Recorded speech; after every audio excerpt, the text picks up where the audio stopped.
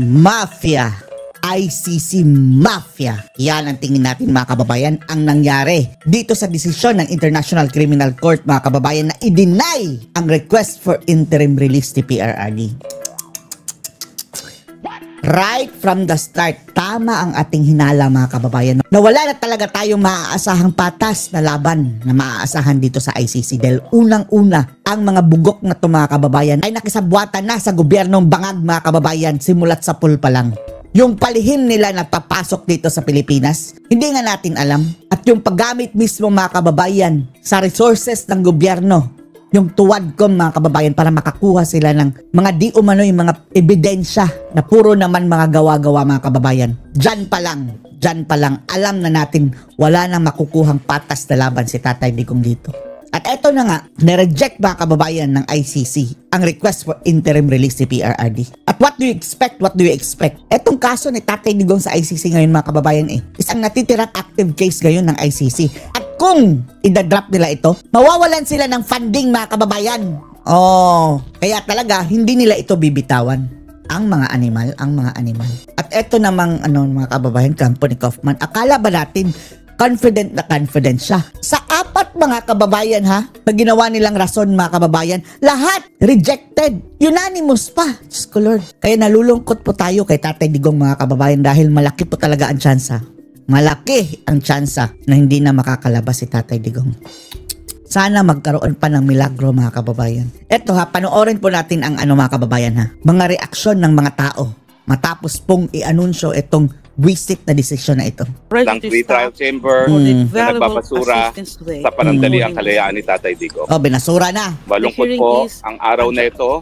Sa tingin po natin, natunayan ng ICC. Kaya nga mga kababayan kahapon, nawala na ako ng gana. Matutulog muna ako. Nanghina tayo mga kababayan dito sa pang-aapi na ginawa nila kay Tatay Digong. Na hindi talaga makapagbibigay ng katarungan kay Tatay Digong ang hukuman ng ICC. Kasalanan ito ni Bangag mga kababayan. Walang ibang dapat sisihin dito. Yang ICC na kaso na yan, hindi sana yan mga kababayan uusad. Hindi nila mahuhuli si Tatay Digong mga kababayan. Hindi nila makukuha kung hindi kinidnap ni Bangag mga kababayan. Wala nang jurisdiction in the first place. No more jurisdiction. Pero si Bangag mga kababayan, pinahuli si PRRD. Kinidnap si PRRD. Kaya nga ang sabi nila, yung ginagawa ni Cory mga kababayan sa kanyang ama na si Marcos Sr. Pinatapon sa ibang bansa. Mas mabuti pa nga yung si Sr. hindi kinulong doon mga kababayan. In-exile lang. At free as a bird siya doon. Namatay lang sa sakit. Pati sina Bangag mga kababayan, hindi kinulong doon sa Hawaii. Pero si Tatay Digong, ginawa ni Bangag. Pinakulong pa, pinatapon sa ibang bansa. Inapakan ang ating sovereignty mga kababayan. Sinuko sa mga banyaga. Na aking sinasabi, ito po ay desisyon na nakabase sa politika. Sa totoo lang po, nung huling Assembly of State Party sa ICC, tumayo ang ambasador ng Japan, ang pinakamalaking donor ng ICC, at nagreklamo na bagamat sila ay pinakamalaking donor dito sa ICC. Matras na kayo! Magsiatrasan na kayo dyan. Mag-withdraw na kayo sa ICC. Please lang. Hindi nila gusto na ang mga nagiging desisyon ng ICC ay puro akwitan. Kapag ba naman ganyan ang sinabi ng biggest donor ng ICC, anong aasahan natin? So malungkot po ako talaga na binasura nila itong motion para sa panandaliang kalayaan, pero hindi ko naman po masasabing hindi ito inaasahan dahil politika nga. Inaasahan na nga natin mga kababayan Dahil right from the start, bias. Wala na, kawawa si Tatay Digong mga kababayan. Mukhang hindi na natin makikita si Tatay Digong na makakalabas dyan mga kababayan. Po ang umiiral dito sa hukuman nito. Ito po ang pagkakaiba kapag ang hukuman ay binuo bilang kasunduan ng mga estado at hindi binuo ng isang kongreso sang-ayon sa domestic law. Kasi nga po, it's a treaty based on compromise. It's a treaty based on politics. At siguro, kaya advice natin, Senator Bato, magtago ka muna. 2 years lang naman yan Pag upo ni VP Sara, dyan ka na lumabas dahil kapag mahuli ka dyan, ikikidnap ka na naman papuntang ICC. Babubulok ka talaga, Senator Bato dyan. Dahil lutong Macau na tong ICC mga kababayan Gusto nga natin mga kababayan, pagkatapos ni Sara, ipalit si Bato bilang presidente. Ikaw na ang bahalang gumanti mga kababayan. si Bato dito sa mga NPA na kanulo kay Tatay Digong dyan sa ICC. Tama talaga yung desisyon natin na bumitiw at ang inaasahan na lang talaga natin ay yung nakabinbin pang motion na walang jurisdiction ang hukuman dahil tayo nga po ay bumitiw na sa panahon na nagsimula ang preliminary investigation. So ito naman po ay ayaw nila yan tanggapin Ayaw nilang tanggapin. Meron pa po tayong pag-asa dahil nakaapila pa rin po yung issue sa jurisdiction. Dahil pag sinabi ng hukuman na walang jurisdiction. Ilang beses na sinabi mga kababayan na mayroon jurisdiction. So paano na ito mga kababayan? Paano na? Isipin nyo na lang ha. Diba indefinitely suspended mga kababayan ang confirmation of charge? Tapos hindi nila binigyan ng interim release si PRRD mga kababayan. Kulong si PRRD nang wala pang confirmation nga ng charge. Hindi pa nga na mga kababayan? Determine kung mayroon ba talagang basihan? Akala ba natin champion kayo ng human rights ICC tapos ikinulong nyo na hindi pa nga kinumpirma kung mayroon bang basihan ang mga kaso? Indefinitely suspended pa mga kababayan. Malay natin indefinitely hanggang at the end of the world mga kababayan. Di ba dapat kung ganyan? Dapat palabasin muna. Ang ICC, makakauwi pa rin po si Tatay Digong at hindi lang po sa ibang bansa sa Europa kundi sa Pilipinas. Ako po nais ko pa rin maniwala na po pwede pa rin magkaroon ng katarungan sa ICC. So antayin po natin ang decision. Gusto nating maniwala mga kababayan. Gusto nating maniwala na mayroon pang pag-asa. Pero alam natin, gut feeling mga kababayan, gut feeling. Pakiramdam natin base sa ating mga napapansin at naaamoy mga kababayan. Talagang pinagkaisahan nila si Tatay Digong. Diyan sa issue ng jurisdiction. No? Bago tayo magsalita at mag-conclude na talagang mailap ang katarungan dito sa hukuman nito. Mailap talaga. So, kaano pa rin po tayo, patuloy po tayong magdasal, patuloy pa rin po tayong umasa na meron pa rin sapat na katapatan ang mga huwes sa appellate chambers na malinaw naman po sa basa ko sa Rome Statute. Unanimous So, ibig sabihin mga kababayan, unanimous yung tatlong unang babaeng judges.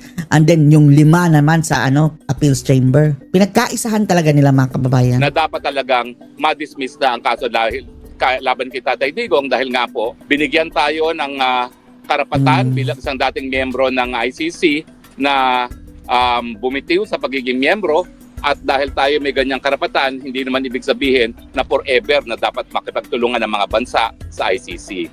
Binigyan po sa tingin ko ng Rome Statute ang 1 taon lamang ang korte mismo. Kaso nga lang, sinagot na nila yan, Attorney Roque. Ang sabi nila, sila mismo nagsabi na nag-umpisa daw mga kababayan ang investigasyon bago pa nagbitiw mga kababayan si Tatay Digong sa ICC ng Pilipinas. Papalusutin nila yan ang dami nilang mga reasons mga kababayan para matuloy lang itong kaso. Dahil kapag ma-dismiss na ito, wala nang active case, wala na silang funding. Samantalang kung i-active nila itong case ni PRRD mga kababayan, aabot ito ng 1 dekada, mahigit mga kababayan. 10 years, 20 years, ewan lang natin kung sana buhay pa niyan si Tatay Digong. Pero grabing suffering na niyan mga kababayan. Grabing suffering na niya yan. Okay lang sana mga kababayan, aarangkada ang kaso. Pero bigyan nyo lang interim release. Kahit mga kababayan, house arrest lang. Kasama niya ang kanyang pamilya. Unlimited na visit mga kababayan. Hindi yung talagang siniklod mga kababayan. Parang separated by the world si Tatay Digong. Para humingi ng pakikipagtulungan sa mga miyembro kung gusto nilang litisin ng isang bagay na nasimulan nila. Pero dito po, wala silang nasimulan kasi nga po ang pagsisimula ng engagement sa hukuman ay yung preliminary investigation, hindi preliminary examination na ginagawa lamang ng prosecution. Yan nga sabi natin, ang depensa ng ICC nagsimula na sila bago pa nag-umpisa. Nag-withdraw pala. So mga kaibigan, malungkot na araw po ito, inaasahan pero sana umaasa pa rin tayo ng katarungan pero hindi nga po napagbigyan ang hiling ni Tatay Digong na Ito mga kababayan, talagang ang pagka-presidente ni VP Sara Duterte hindi na dapat option mga kababayan, necessity na dapat. Para ang tanging magagawa lang ni VP Inday mga kababayan din, wala na tayong control dyan sa mga banyagang yan mga kababayan. Andyan na, hinuli na sa Tatay Digong.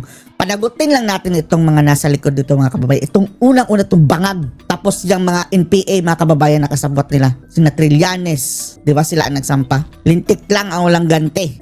provisional release. Pero ulitin ko po ha, unang-una, sa tingin ko po mali yung mga basihan ng hukuman na sinasabing po pwede siyang tumakas at po pwede pakialaman ng prosekusyon dahil yung mga ebidensya na pinaniwalaan nila ay mga unang-una news report. Sa Pilipinas po, no yan. 35 years na po ako nagpa-practice ng batas sa Pilipinas. Hindi po News tinatanggap. report, ang pinagbasehan nila news report, mga kababayan, na unang-una yung news report na yan. Mga rappler, mga inquirer, mga fake news, mga kababayan. Fake news. Naratibang na hanggang ngayon pinaulit-ulit nila, mga kababayan. Grabe. Ang mga media reports bilang ebidensya. Pangalawa, naniniwala po ako na yung estado ng ebidensya, kung malakas o hindi po yan trabaho ng depensa. Yan po yung trabaho ng prosekusyon. At dapat lang prosekusyon ang nagpakita na talaga overwhelming evidence para hindi siya dapat bigyan ng panandaliang kalayaan. Paano yan, tatampon nga sila, mga kababayan? Isipin nyo na lang ha, sina Trillanes, mga kababayan, ang nagpo-provide ng mga ebidensya. Dito nga sa Pilipinas, walang pumapansin dyan kay Trillanes, mga kababayan, dahil puro peke, manufactured, fabricated, mga kababayan, ang mga evidences. Tapos bakit ino-honor dyan sa ICC? Ang mga Pero buwisit. mga technical issues po rito, kung sapat ba yung mga kondisyon na pinayagan ng isang host country para masiguradong hindi pagtakas. Hindi lang po ako makakomento ng mahusay kasi hindi ko alam kung ano yung mga kondisyon na yan.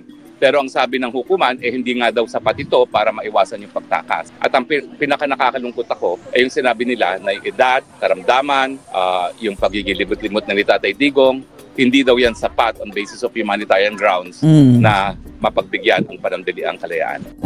Ibig sabihin, wala silang awa. Wala silang awa. Hindi nila kinukonsider ang humanitarian ground. Malungkot po, pero narito po ang ating mga kababayan. Magtatanong po ako ng mga opinion galing sa ilang ating mga kababayan. Kayo po na galit na galit po kayo. kababayan. Ano po ang masasabi niyo sa desisyon na yan? Nalulungkot po ako sa desisyon. Hindi na lang binigyan ng chance sa taas ng hangin. Sa age niya. Kawawa, no? Yan ang nararamdaman ng sambayan ng Pilipino ngayon, mga kababayan. Hindi po nakakalungkot po, no? Talaga akala natin at least yung sense of humanity ay iiral. Wala na. At mabibigyan ng... Kaya ito, mga bangag ba, kababayan, hindi dapat yan kaawaan pagdating ng panahon na yung kanilang pananagutan. Dapat hindi yan kaawaan. Bartolina yan, sa regular na selda dapat, mga kababayan, yung mga bangag. Ang kalayaan. Hindi naman natin sinasabi na Lahat. wala na, no? Willing naman na talagang palabasin lang sa kulungan ng isang 80 anyos na natutumba na, no, tumatama ang ulo sa sahig. Oo. Sana awa na lang. Well, wala po. Wala Sabi nga po silang ng mga hukuman, awa. Wala po yung humanitarian grounds. Oo. Kayo po, ano pong masasabi ninyo? They are close-minded. Opo. No matter what is the defense, how they defend our defense, wala pa rin magagawa kasi hindi na sila nakikinig. Wala. They are close-minded. Close-minded talaga sila. Ay, nako. Ito po si Mami. Oo, Mami. Oo. No, nagsiiyakan sila, mga kababayan, no? Nagsiiyakan, mga kababayan, no? Okay, ito po ang aking Mami Janet. Mami Janet. Alam ko, I think it says everything. No? Yung luha mo says everything. Kailangan malakas tayo dahil naasahan tayo ni Tatay Digong na tayo magbibigay ng lakas. Okay? Tayo magbibigay lakas. Oo. Yan. Kayo po, ano pong reaction ninyo? Hindi pwede. May sakit sa puso, mga kababayan, Yan. Sharp. Anyway, ikaw, anong kabayan, anong reaction mo? Attorney, kanina na ako nagsalita, nag-ano ako ng flag dahil ako ay, before I living in my home, I feel that rejected today because you know what I'm watching, the news. I know everything that there is politician involved of this rejection for Tatay Digong. Please, maawa kayo sa matanda. 80 anyos na siya. Isipin ninyo ang ama ninyo at saka lolo ninyo. Maawa kayo ni Tatay Digong. Hindi na siya makatindig ng sa sarili niyang paa. Magpapasko na, naghihintay ang mga pamilya, mga apo niya. Hindi ba kayo masaktan? BBM, you are the bangag! Powerful! Bangag! Please! Lintik lang, walang ganti. Nakakamay mo, BBM! Ang kalayaan ni Tatay Digong! Huwag kang mag-alala. Huwag kang mag-alala, ate. Darating din ang karma ng mga buang na yan. I-release mo siya, si Tatay Digong! Hindi ka maging presidente without him! Pinalibing niya ang ama mo! Ito talaga, mga kababayan, si Bangag talaga. Ang primary na dapat, sisihin. Walang iba, kundi ang mga bangag, mga kababayan. Nangon niya ang pangalan ng mga Marcos. Yan ang ipinagpalit mo. Yan ang pinagbayad mo. You are paying bond. Return with the Duterte family. Bloods! Sige lang, magbabayad din sila kung ano ang ginawa nila kay tatay. Please, release him. Ang power nasa kamay mo. BBM, hindi masama kung papalaya-layasin mo si Tatay Digong. Isip sa bayat, sa paglibing ng ama mo. Kung Hukayin! Dapat hukayin, mga kababayan. Yung diktador na ama na yan. utak ka, may puso ka. Papunta ba rito? Hindi. Mabuhay si Tatay Digong. Please, release. Let him go. Maraming salamat po. Well, Parang kanta. Release me, let me go. Pero mga 100% kababayan talagang genuine, mga kababayan, itong mga reaksyon ng mga tao. Sure naman ako na hindi naman talaga siya race para kahit kanino. Half the time, hindi niya alam na nasa loob siya. Half the time, hindi niya alam ang dahilan bakit siya nasa loob. So, hindi ko alam anong risk meron doon. well, ako po, iba. Maling-mali po yung desisyon na yon. Kahit anong sabihin nila. No? Wala pong Talaga. katuturan talaga yung desisyon na yon. Mm. Oo nga po. May doktor, di ka Lutong pala Macau na yan, doctor's mafia. note. Oo, tapos Mafia. meron. Ano na lang siya, na 80 years old. ICC Mafia. Correct. Paano siya naging flight risk? Correct. Hindi At talaga saka sa payagan natutumba na pumatama ng ulo sa sahig. Unconscious At, na, mga kababayan. ewan ko ba, Mabigat ang feeling. hanggang kailan ka dito, Kong? Hanggang this weekend lang naman. Hakapin niyo po si Tatay Digo para sa aming lahat. Kawawa si Sabihin Tatay nila, Digong, mga kababayan. Bumangon ako from my sick bed I'm para sure dito na sa araw dito. Kilala ko lolo ko ano naman yun. Strong figure naman siya. Alam niya na ginatanggap niya ito talaga na senaryo.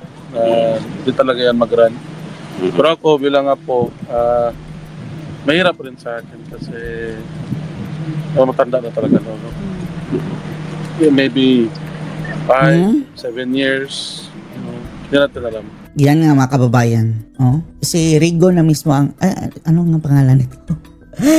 Si Omar. Omar na mismo, mga kababayan, ang nagsabi, 5 to 7 years. Mukhang 18 na kasi, mga kababayan eh. Diba? Bonus na nga, mga kababayan. 5 to 7 years. Mataas na yan, mga kababayan. Baka dyan lang, mga kababayan, ang kaya ni Tatay Digong. Lalong-lalo na at marami siyang sakit, mga kababayan.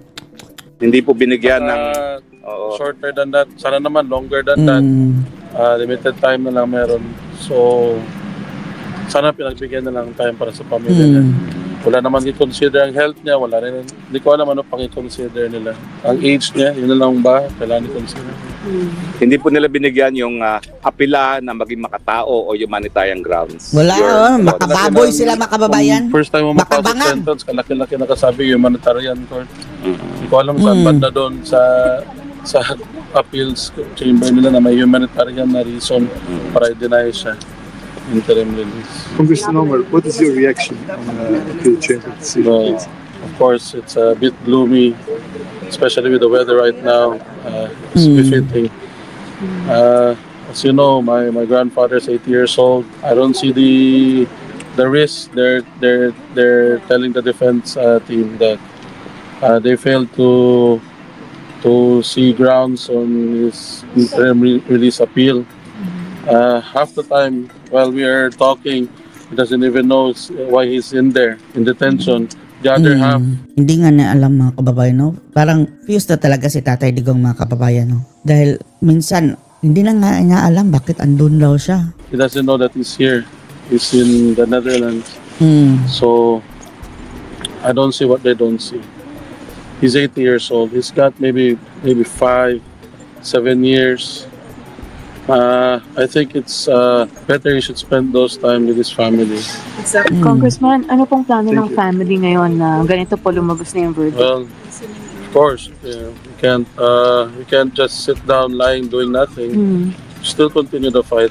And if all our supporters are still with us, this is not the end.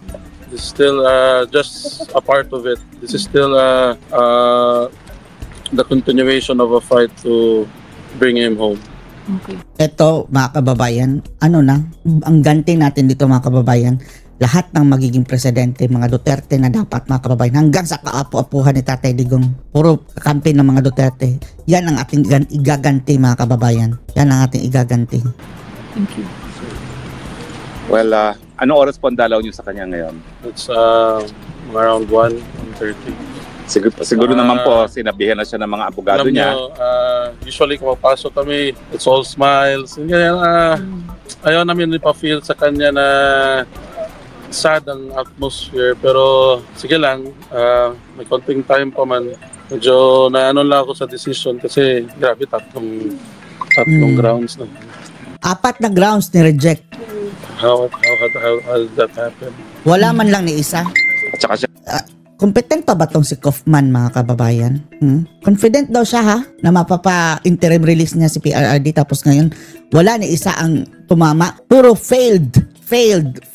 Yan ang naririnig natin, mga kababayan. siyempre po, Sa ano ng defense, the part of the defense. buwan na siya, wala pa naman napapatunay ang pagkakasala, no?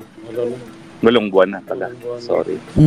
Ano sa Pilipinas, parusa na po yan. No? Nakakapagtaka po, no? Dito sa desisyon ng korte, pinaniniwalaan yung news report. Sa Pilipinas po, as a lawyer, hindi po natin tinatanggap ang mga news reports. No? Pati news report, mga kababayan, binasihan nila. Kalokohan. Tapos mga rappler pa. Diyos ko. Kakalungkot po, no? Sige lang. A message to our supporters na lang. Please continue praying for him. That's the main thing that gives him strength. That's one of the reasons that we continue to fight to bring him home. So your prayers, that's enough. That's enough support. Advocating for his release. I hope that the ICC court leads into this their humanitarian side. Sees that the person is no longer a threat. Mga walang awa. Walang awa. That's all. Salamat po. Hakapin niyo po si Tatay Digong, ha? And please, my personal message is I'm alive and well now and I continue to support him. Yes. I-update ko siya sa health status mo. Nag-alala rin siya. Pero na timing ko man, bago ako nagpasok, nakita ko na okay ka naman, alive and well. Kita ko kayo video na may nagsalubong sa'yo sa airport. And sabi ng Diyos, talagang hindi kami pwedeng maghiwalay dito sa dahig. Sabay-sabay talaga kayo Sinakay na ako sa aeroplano, papunta Austria. Binaba pa ako ulit. Sabi, ayaw ko pa hiwalay kita, Tatay Digong. Pakisabi lang po, nandito tayo hanggang huli. Okay? Lahat po kami dito, naririto hanggang huli. Walang iwanan. So, hang on lang. We love him even more now that he is facing this challenge. Okay? Sige po. Media, do you have any further question? Media, mga visit kayo. Daan nyo kayo. Isa kayo sa dahilan niya na bakit nagkaroon ng kaso si Tatay Digong dahil sa mga fake news ng mga media ito. Yes, I have a question po. What's your next step po after the decision of the court? Well, even if the appeals court didn't find any grounds, we still trust our attorneys and the legal team handling the defense of my grandfather. So it's up to them. The family fully backs their strategies and they know what to do next. Thank you. What do you think, sir, this from European Media Network, what do you think will be the possible next step that you're going to do specifically? Do you have any idea? I didn't share anything with me about the possible next step, but I'm sure that the legal counsel will still do their best to find a way to exonerate him from the charges.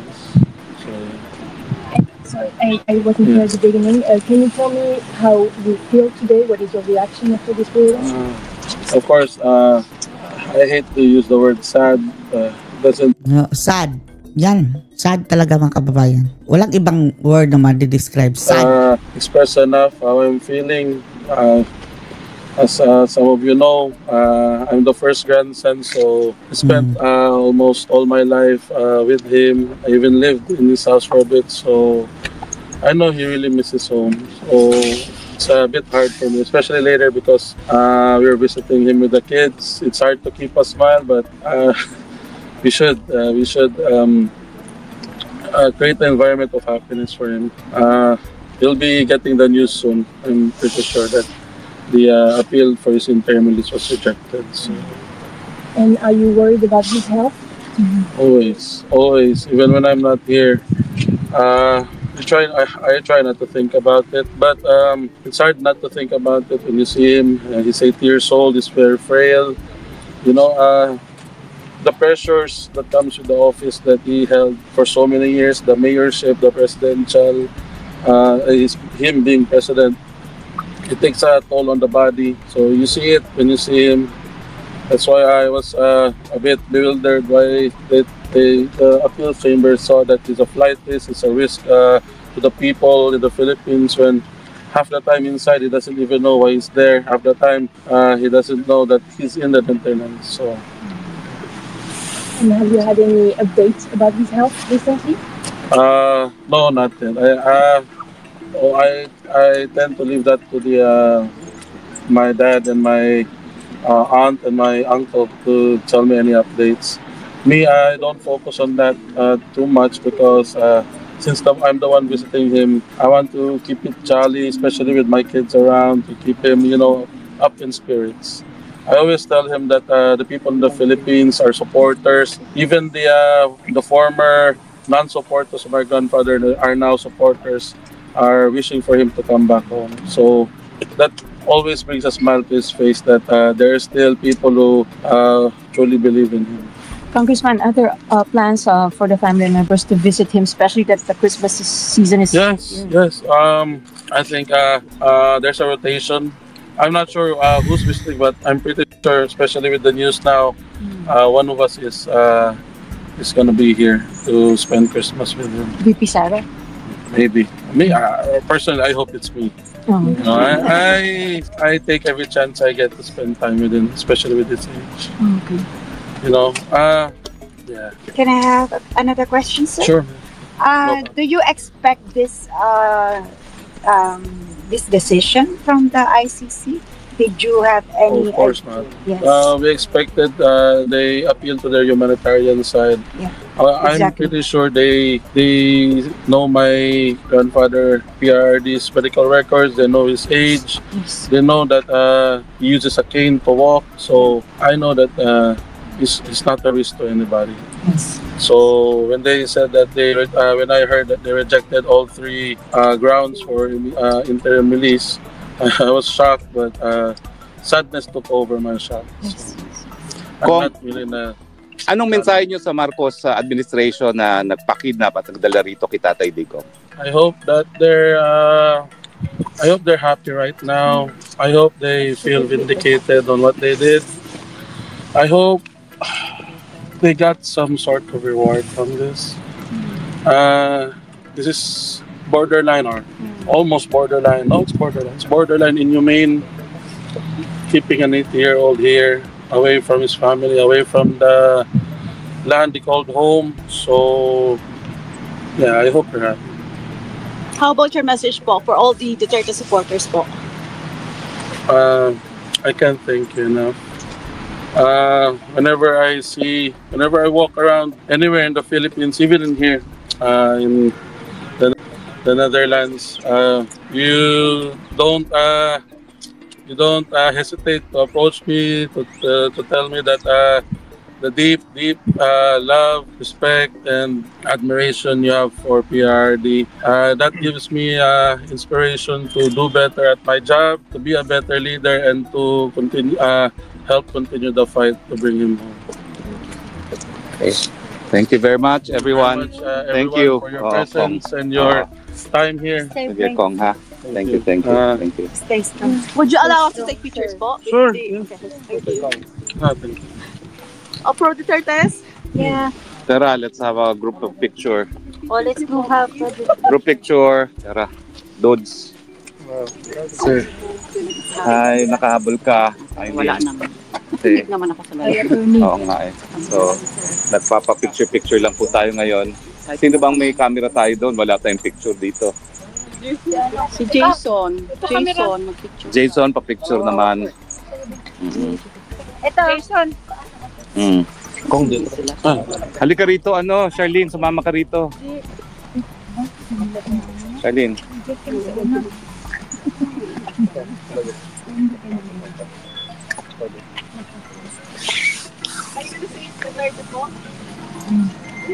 Your slogan, Michael, your slogan. Your slogan. Duterte! Duterte! Duterte! Duterte! Send him home! Send him home!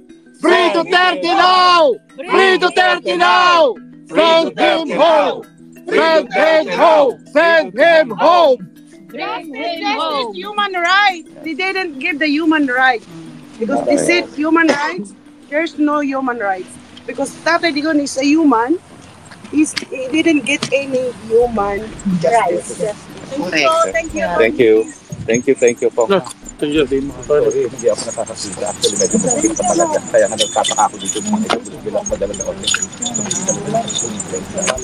Pagka, picture mo muna kami sa cellphone mo, babe. Ay, talaga ako kasi bakit sa Tatay Digong. Dahil ako tinanggap ko na, meron na ako explanation ng Tatay Digong. Nasilipot pa rin ako. God, intervention na yun talaga. Intervention na ng Panginoon talaga yun. Oo. Ate, oo.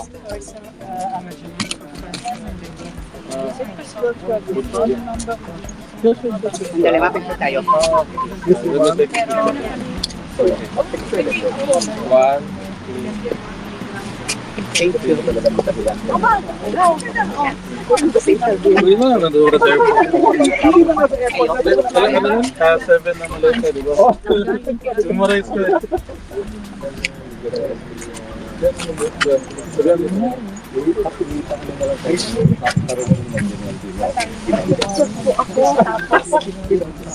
Picture daw, attorney.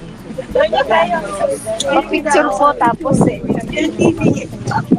ako nga pala bawal kayo yung report. Sorry.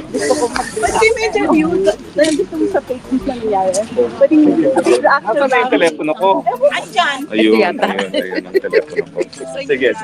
Sige, interview ng fake news. Opo. Ang dami ng tanong na Facebook. Well, ito po, ang sabi nila, inaresto daw po ako. Ito po yung ICC, nandito po ako, hindi po ako arestado. Fake news, kakaya naman yung mga mainstream media, nagre-report na hindi verify, basic of journalism yan, verify, na hindi chismis ang binabalita. Pero maraming salamat na rin sa inyo, nakalimutan na ako ng Pilipinas, 1 taon na 3 buwan na akong wala sa Pilipinas. Ngayon, naalala nila, buhay pa si Harry Roque. Thank you po. Thank you so much po. Tapos biyahe ng ano yan. Oo nga mali. Oo nga, hindi. At saka, it's God's wish na nandito pa rin ako. Ako naman sumusunod. Sabi kasi nila na ano po yun nila yung passport. Wala daw kayong passport. Naka-order ka. Natural. Ano ko cancela nila, wala naman talaga sa akin passport ko. Useless sa pagkakansela nila ng passport, no? Dahil wala naman sa akin ang aking naka-video ka. I know, yeah. Kaya lang yun sila makabilis. Pero lang po in the event na Right now, 8 years old,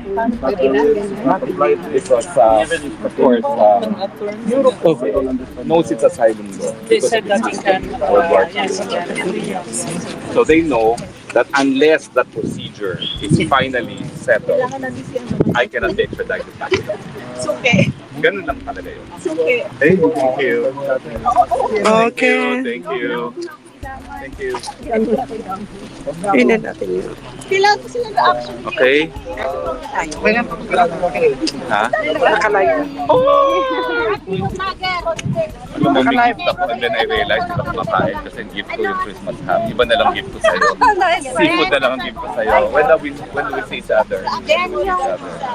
Baka kailangan makita tayo. Meron naman tayong sa party ko 28. 28. Oo.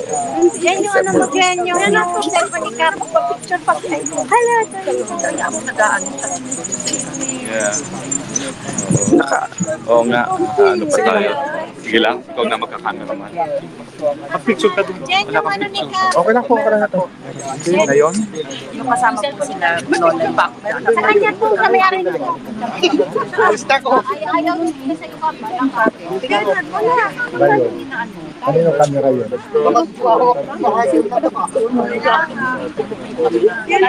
Ngayon, hindi rin ba sa'yo yung kanina, ginamit kanina? Hindi naman ako. Yung ngayon Ay, tsaka may pin code. Hindi ko rin alam. Hindi sa akin. Teka natin, kaninong camera yun? Next time, tanggalin mo para magamit natin. Wala na next time. Ay, oo, next time kayo. Picture na. Kaya po, Media. Kung gusto nyo, you can give me your business card. Especially the foreign media, please. Give me your business cards. Local po, kayo naman kilala mo. Kilala ko na, wala na. Suke. Ayan siya, friends man yan. For better or worse. Actually, hindi naman sama. Walang puno na. Ako naman, punan niyo ako, please. Yan, one. Para tayo sa paa. Ay, nawala. Patayo mo ate, mas maganda. Kayong dalawa lang? Kayong dalawa lang. Johnny.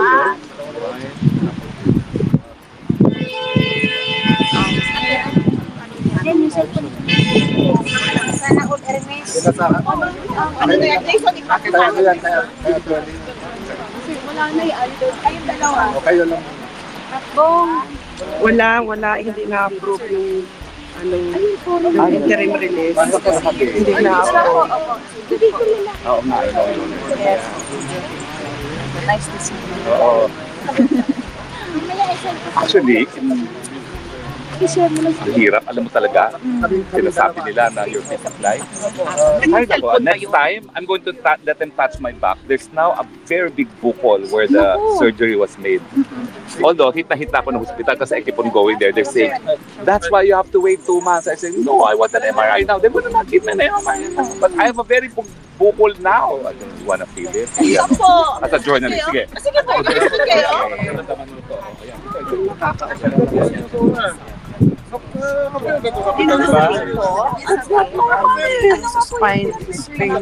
Spinal cord. Anong L5. L5 plus 5. Tinanggalan ng buto kasi it was lacking the nerve. Tapos yung parang soft portion, tinanggalan din kasi bukol na. So, dalawa siya. Yung hospital ko, sabi, normal na 1 month na, bakit ganun pa rin? Sa Alexander. Amsterdam or? Dito. Ano yun? HMC. Anong? HMC. Sa Brunovo. Dito lang. Hindi ko ma-pronounce yan. Ano masakit po? Well, sabi nila, well, you know, because it's still fresh. But I'm saying, it's almost 1 month already. There's something wrong already. Hindi na. Well, kaya ako tinatapoy-tapoy. Tinatapoy-tapoy. Kawawa naman ako. Hirap talaga mag-hirap tayo. But they're also nagreklamo. Ay, nakawala ko sa Hindi naman. They did the surgery. Because it was really urgent. And I have to say, Sana naman. really quick. Kaya yung that it was just a matter of 2 weeks for the operation. So, in 2 weeks' time, I had a meeting with a neurologist, surgeon, I had a meeting with my anesthesiologist, and I wanted to do it earlier. Kaya lang, I have 10 kasi so that as like one of that hindi pa na po pwede mag-scola until you starting for 7 days. Kaya siya na-delay. Otherwise, in a week's time, they would have done the surgery. Actually, magaling. Kaya lang sa follow-up, pag binigyan ka ng appointment, kahit anong mangyari sa'yo, ano tayo sa appointment? Kanina, hindi mo naka-record. Kaya dati ko reklamo, ayaw talaga. Talaga mo pero, lang sinasabi naman na, go to your GP. So my GP naman. Ano sabi niyo? One question. It's true. It takes time. Maybe because my surgery is not an ordinary surgery that you will not heal. Kasi kung hindi, sobrang bad. That's fine. Kasi ano na naman kasi, 1 month, ano man date ngayon, bukas ito ang first month. Charlene, baka may picture mo sa phone ni Jason. Sabi ko yan, Send ko na lang po.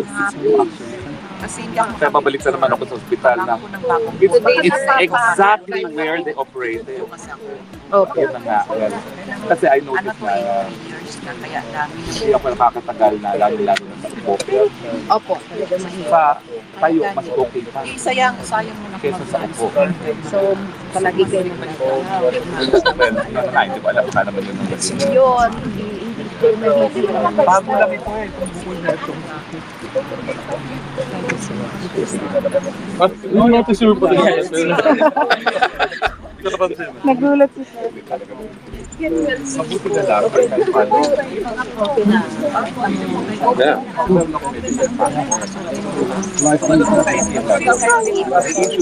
Tingnan mo mga chick. Kasama yung date sa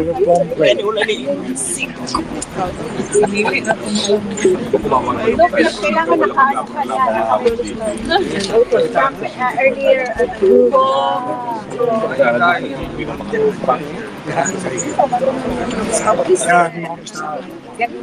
kasama ni po. Get well soon po. Thank you po. Patay na daw yung ano niya. Yeah. Okay. O sige, sige ga. Paano po ba patayin? No. Sana ba ito?